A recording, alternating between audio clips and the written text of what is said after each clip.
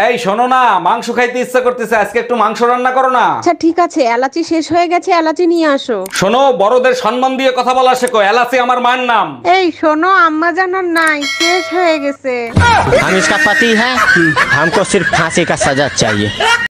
এমন কি কোনো ভাবি আছেন যে এই শীতে আমারে গরম করে দিবেন? ও আমারে ছোকরা দেওড়া, তোমারে লাগে ভালা, মনের দুখান কথা শুনিও। ওরে আমার রসের ভাবি বলেন। কান গরম করে দিছি, এবার শরীরও গরম হয়ে যাবে।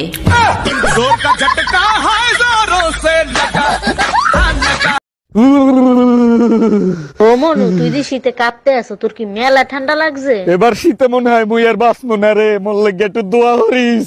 ও মোর খোদা, আমনে এসিটা বন্ধ হইয়ে দেন, দিছি দোয়া হইবে।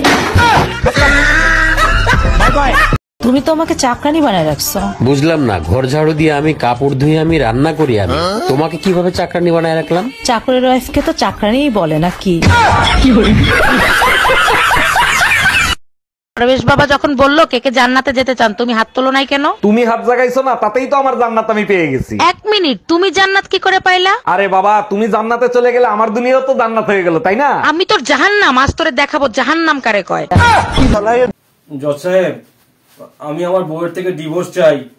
সে না এখন থালা বাসন ছুঁড়ে মারছে। সদ্য বাসন ছড়া আরম্ভ করেছে নাকি আগেও মারতো? না জজ সাহেব, আগে থেকেই ছুঁড়ে মারতো। তাহলে এত বছর পর ডিভোর্স চাইছেন?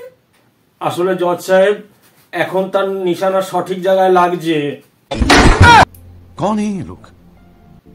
कहां से आते हैं?